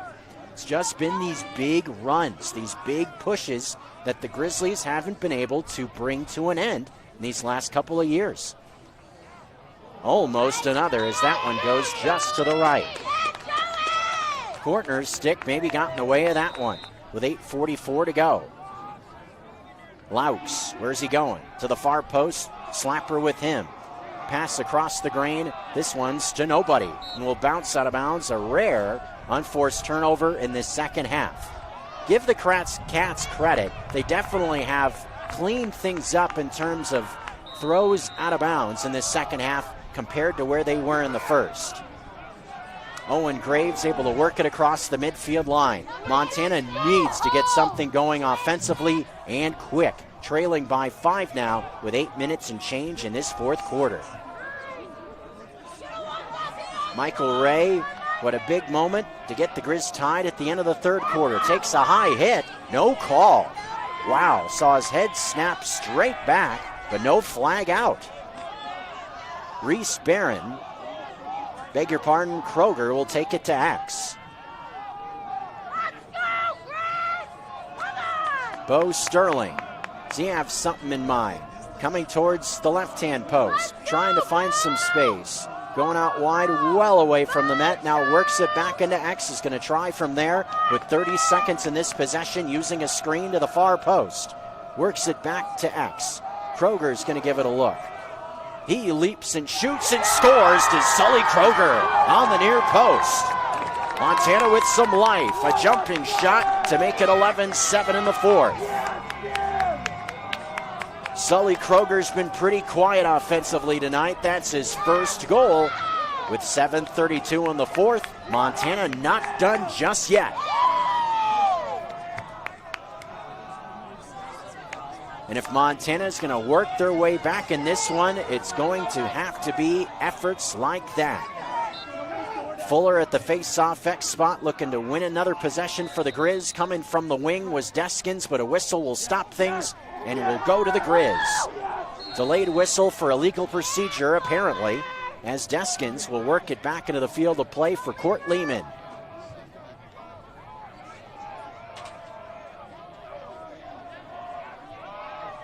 Seven minutes and change. Do the Grizzlies have a comeback in them?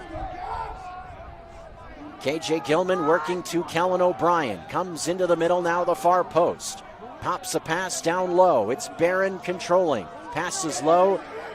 Lehman able to pick it off the carpet, and a penalty flag flies out with contact to a stick.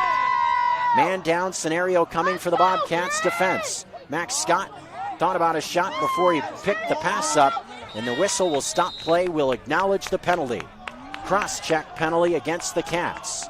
Could see that one from across the field, seeing Lehman try to reach down and snag the ball. Had a stick get in the way. Cross-check as a result, and cross-check a slash called against the Cats with 6 minutes 44 seconds to go. The point being, could see the stick contact there from across the field. Hence the flag comes flying. And a man down situation for MSU, with the Grizz trying to trim the lead back down to 3.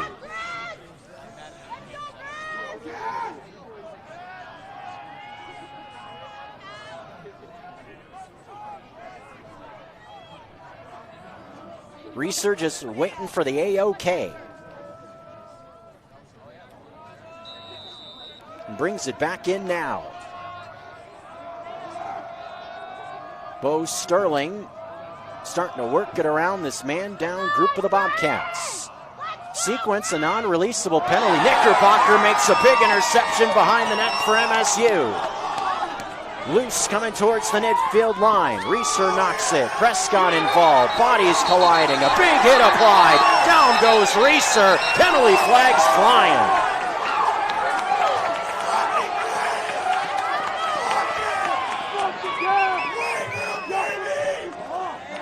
Liam Prescott with a decleater to Reeser with 6 minutes and change. And that created chaos with a scrum right in front of us on the near sideline. Speaking of Friday night smackdown, all that was missing there was the hook of the leg and the 1-2-3. Man, oh man. Another flag flies. Maybe for some extracurriculars. Closest man to an official was Sam Radke, the LSM out of Charlotte for the Bobcats. So maybe it was something he said to an official. Officials are going to have to sort some things out now. Again, this all started with a great play by the netminder and Calvin Knickerbocker, who came into X and intercepted a pass going towards Reese Barron. Smartly was able to use what he's seen throughout the course of the game and what Montana has done offensively, working in X, was able to snatch a pass out of thin air, lobbed it up ahead this way on the near sideline. Dexter Tedesco ran into some trouble. Prescott came over in support. 3-4 men converged on him. Couple of Cats were in there as well. Saw pushing and shoving, bodies hitting the deck, sticks flying everywhere. Then Prescott and Reeser got together, and Prescott extended the stick, gave him a little "hey, how you doing?" knocked him on his rear end, and then chaos ensued. Got all that? Maybe. It's just Cat Griz and a battle for the Continental Divide. Think this one means a little bit to both of these teams? I think so, with 6:21 to go. What do you know? I don't got an afro. Just waiting for Go Bo Go to take it back into play. Not in the month of May, what do you say? Good day. Okay. Still waiting on the officials. Don't have a rhyme for officials.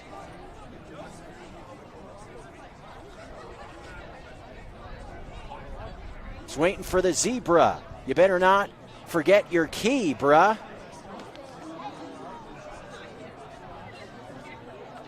Will be Montana ball. MSU will be a man down in this spot.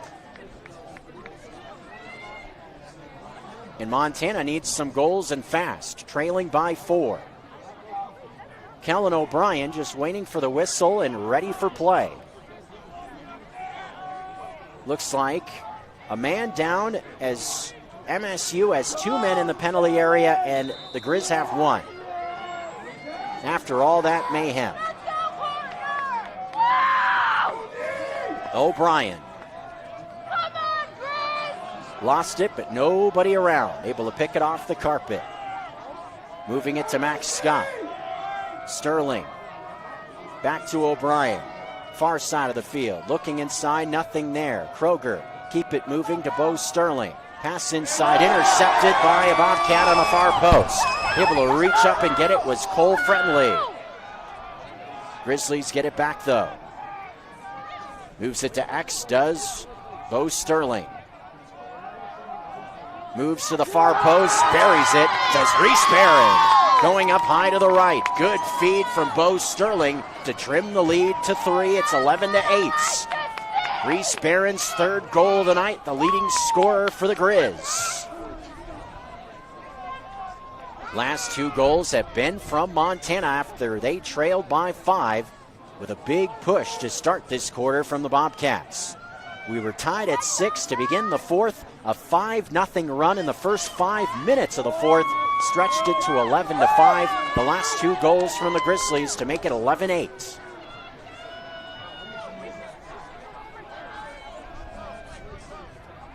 Will the Grizz keep on pushing?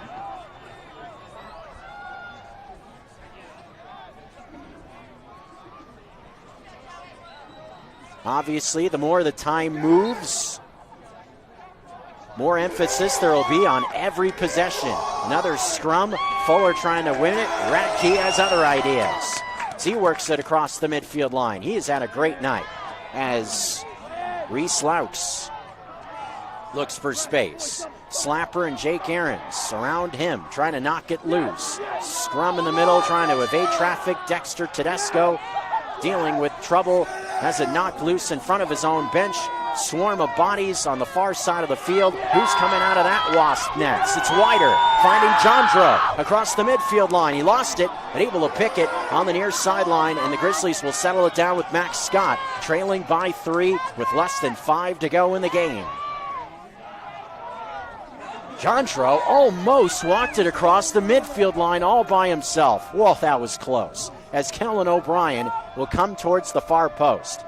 He had no idea he was that close to the midfield stripe. That was wild. Almost walked it back for a turnover in that spot.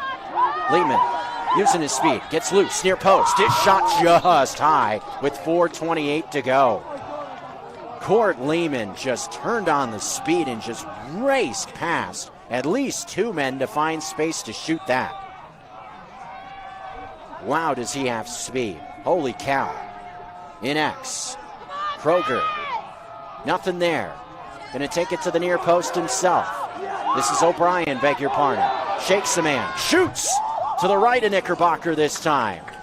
With 27 seconds. Put a man in the dirt on the near post. Did Kellen O'Brien. Physical to get around Riker Davis, but shot it to the other right, to the left of the cage. What do you know, Jeff mixing up lefts and rights again. What else is new? Barron shot high to the right. Sully Kroger letting it go, beg your pardon. 4:06 left in this battle for the 4:06. Both sides of the Continental Divide, Montana and Montana State. Where else would you rather be for a Friday night? Number 6 looking to hang on at home against number 5 Montana. In X, here it comes. Grizzlies trying to work it to the net. Max Scott backing down, has it knocked loose on the near post. Who wants it? Cats do. Here they come, the other way. Rumbling is Riker Davis with the ball. He comes towards Prescott and will peel towards the far corner. Knowing the clock is in favor of MSU in this spot with a 3-goal lead, just want to see some time come off that clock now. That is at 3.5 minutes with Montana trailing by 3.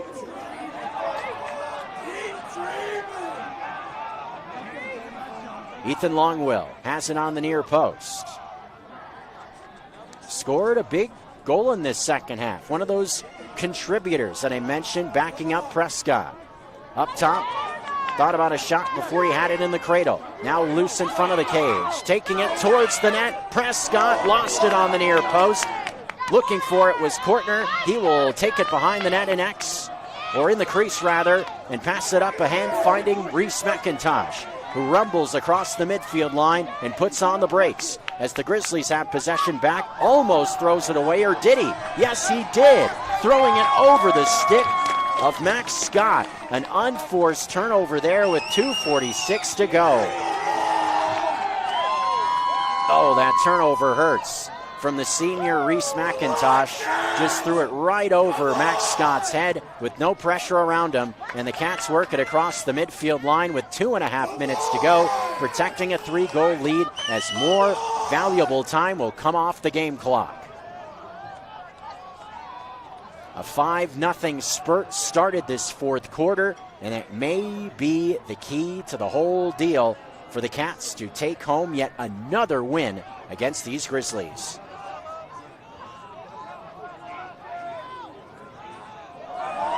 Puts a man in the dust, does Tedesco. Far post, his shot partially deflected by Kortner, missing to the right of the net as a result.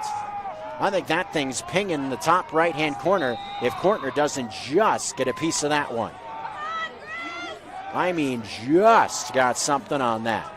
Cats still possess. Spin cycle move towards the middle. McIntosh desperately trying to win it back. Goes out wide. Here's Mackay Davis. A whistle stops play. And timeout Bobcats. Timeout Chris Kelly. Timeout MSU. With 1:47 remaining in our fourth quarter. Montana State trying to put another win in the books against Montana. Timeout on the field at Dobbie Lambert Turf.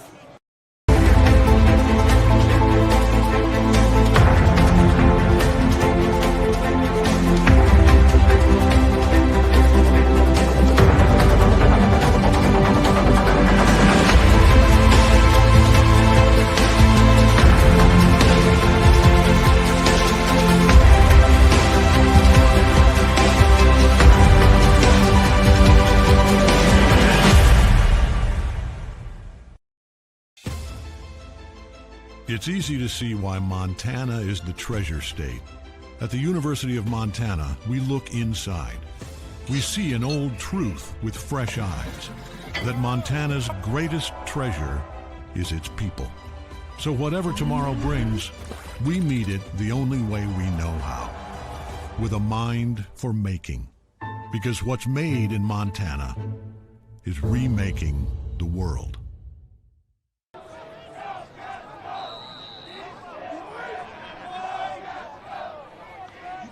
on, Dexter! 1:40 remaining in the fourth quarter, back out of a timeout. Coming towards the cage, a shot was partially deflected. A whistle, I believe, stopped play with a man coming into the crease. I have to imagine it was Tedesco. Yes, he did go into the crease. Montana will come across the midfield line with around 90 ticks to go. It will take something wild now for Montana. Wilder things have happened. We've seen goals in quick succession from Montana State in this quarter. Will take an effort like that. A flag is down as well. With just over a minute to go, it must be offsides against the Cats. But you need goals, and you need them fast if you're Montana. Radke knocking it loose, picked up by Reese Barron. 60 ticks to go in the fourth quarter.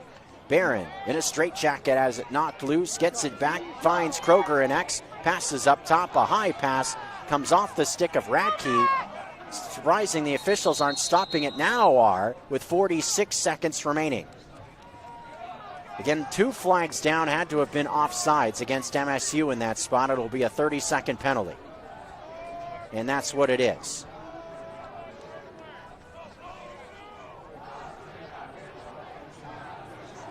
We were tied at 6 to begin the fourth.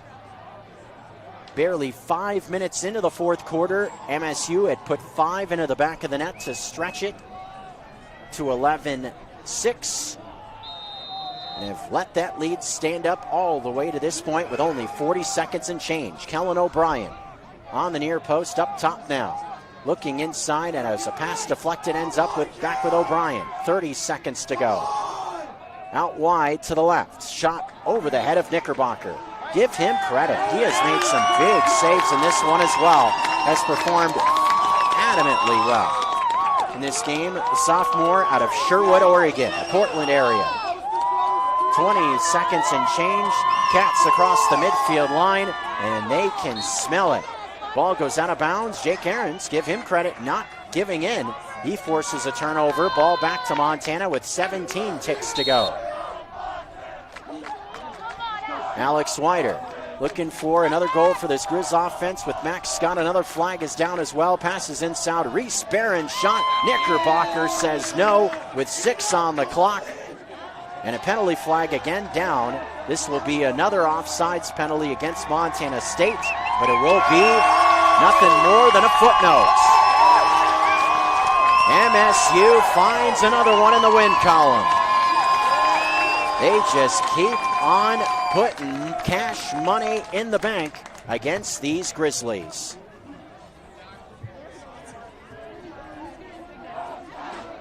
Another win. And the waits for a win against MSU for the folks from Missoula will have to wait another year. Couple of passes, and that will do it.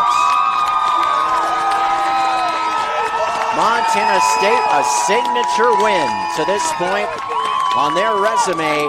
On their home field, they take down the number 5 ranked Montana Grizzlies. And they keep their winning ways against the Griz alive for yet another year. Montana State and their fan base coming onto the field, celebrating yet another win. Was tight through 3 quarters. A 5-0 run in the first 5 minutes of the fourth. Proved to be the key sequence for the Bobcats, and they hang on by 3 as a result. Chris Kelly's Cats find yet another win in the book against these Montana Grizzlies. Great game through 3 quarters. Was a bit anticlimactic how it ended in the fourth, but the Bobcats, again, just find that stretch of success, a quick boom, punch in the mouth, a big run. It's just wild how that sequence has just been a huge winning formula for Chris Kelly and the Bobcats against Tucker Sargent and the Griz in these years that they've been going up against one another. What the Cats found in that 5-minute sequence in the fourth to get those quick goals against the best in between the pipes at this level, and Joey Kortner for Montana. Whatever they found, whatever they drew up, it proved to be the knockout blow as MSU finds yet another win against U of M, and they continue their winning ways against Montana. That is now 9 consecutive wins against the Grizzlies dating back to 2015. Has to hurt from the Montana perspective, no question about it. Just have to pick yourselves up and keep the wheels churning. Try to find your best lacrosse when it really means the most. Thinking about getting closer towards conference. Got a big conference game coming next week. Thinking about the College of Idaho, another chance to take on another top 10 ranked team. If you're Tucker Sargent and the Griz. So you have to quickly forget about this one. That Cupper Cup will be living in Bozeman. Trophy passed around, used to be a 3-prong deal. The University of Providence used to have a lacrosse program. Used to be kind of a round-robin sort of tournament of sorts, where the team that finished with the best overall record in the state of Montana would take that Copper Cup trophy. University of Providence lacrosse has gone to the wayside, so now just is decided between the Cats and the Grizzlies. That Copper Cup will be living in Bozeman once again. Dear U of M, a chance to have a get-right game on Sunday against Southern Utah. A noon face-off. We'll have that one for you from Washington Grizzlies Stadium if you don't plan to make your way on out to the stadium in Missoula. It's been a lot of fun here from Bozeman, Montana. A raucous environment. Bobcats, behind a 5-0 push in the fourth quarter, are able to find a 3-goal victory. Final score 11-8 over the Montana Grizzlies. We'll be back with you on Sunday, a noon start time against the Southern Utah Thunderbirds. Until then, we are going to be signing off from the Dobbie Lambert turf here in Bozeman. Thanks to our cameraman in Clayton Byrne.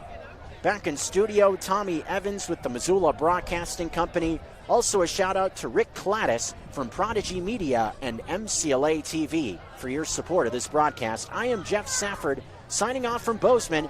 The number 6 Bobcats find a signature win so far in their 2026 season. They get a win over the Grizzlies by 3. We'll be back with you for more Griz Lacrosse action on Sunday.